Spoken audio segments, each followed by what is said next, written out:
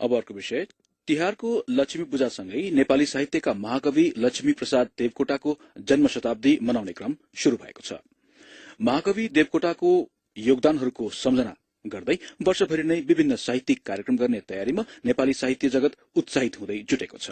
देवकोटाको देहावसानपछि धेरै सरकारहरू बने, यद्यपि केही मानिसहरूको अनुभवमा ती सरकारहरूले देवकोटाको मात्र नभई नेपाली साहित्यका अन्य प्रतिभाहरूको योगदानको पनि उचित कदर गर्न सकेनन्। देवकोटाको जन्म शतवार्षिकीका अवसरमा हाम्रा काठमाडौँ संवाददाता सुरेन्द्र फुयालले तयार पारेको यो विशेष रिपोर्ट। आफ्ना भूलहरू नगिनी झैं बेरिरहेछन् वक्षस्थल, तिनबाट म केही मोचन पाऊँ भन्दै प्रभुजी गर्छु पुकार।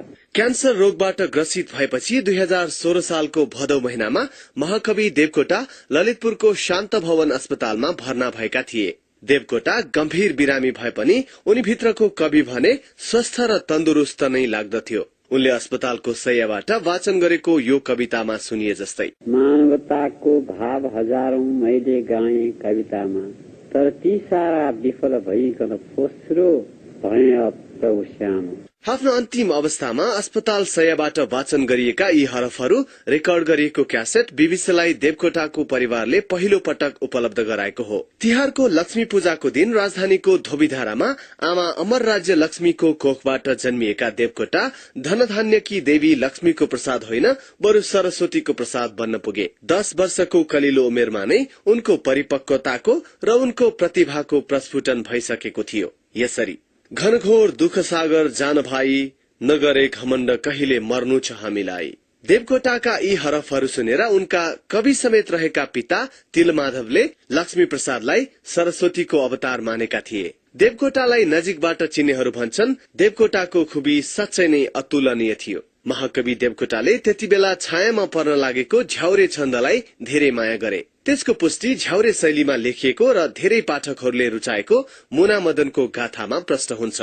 देवकोटाको प्रतिभा बहुआयामिक थियो र उनको कलम कहिल्यै नरोकिएको बलियो प्रमाण स्वरूप उनका सुलोचना, शाकुन्तल जस्ता महाकाव्यहरू, अनेकौं निबन्ध तथा प्रबन्धहरू, उनीबाट सिर्जित नाटक र सयौं फुटकर कविताहरू रहेका छन्। देवकोटा एक अद्भुत स्रष्टा थिए। उनले एक दिनमा कुञ्जिनी खण्डकाव्य र 10 दिनमा सुलोचना महाकाव्य रचेका थिए। अंग्रेजी साहित्यको समेत गहिरो अध्ययन गरेका देवकोटाले अंग्रेजीमा पनि लेख्न भ्याएका थिए। समकालीन अंग्रेजी साहित्यको अध्ययनपछि देवकोटाले नेपाली साहित्यमा स्वच्छन्दतावादको प्रवेश गराएका थिए। अंग्रेजी प्रेम नै मान्न सकिन्छ।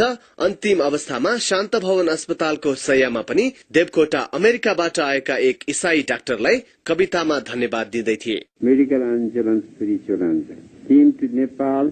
You have got the light of Jesus before your eyes. I never saw a greater miracle than such a doctor. उनको प्रसिद्ध पागल कविता अंग्रेजीमा समेत लेखिएको छ।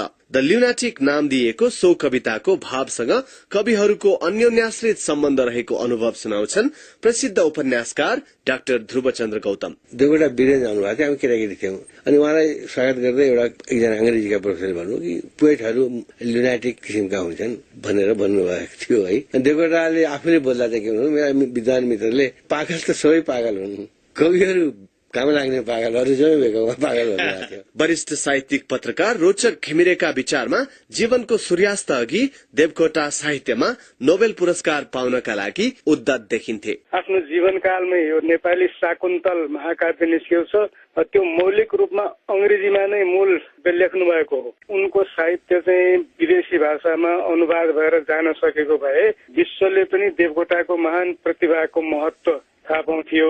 त्यसो हुन सकेन, तर देवकोटाका कृतिहरूलाई विश्वव्यापी बनाउन अझै पनि अबेर भइसकेको छैन। यो वर्षका कार्यक्रम बारे देवकोटाको शतवार्षिकी समारोह समितिका संयोजक रहेका साहित्यकार तथा राजनीतिज्ञ मोदनाथ प्रसृतले भने, उहाँको बारेमा लेखेका कृतिहरू प्रकाशन गर्ने, समालोचनाहरू प्रकाशन गर्ने र एउटा अलि राष्ट्रिय अन्तर्राष्ट्रिय स्तरको अलि कवि सम्मेलन गर्ने, त्यस्तो खालको एउटा वर्षभरिको कार्यक्रम हामी बनाएका छौं। शान्त भवन अस्पतालमा उपचारका क्रममा महाकविले आफूले प्रलय पीड़ा भोगिरहेको बयान गरेका छन्। उनले प्राण त्याग गर्न पोटासियम साइनाइड नाम गरेको विष समेत मागेको बताइन्छ। त्यति बेला देवकोटाले पत्नी मनदेवीसँग पोखेको वेदना पनि रेकर्ड गरिएको रहेछ।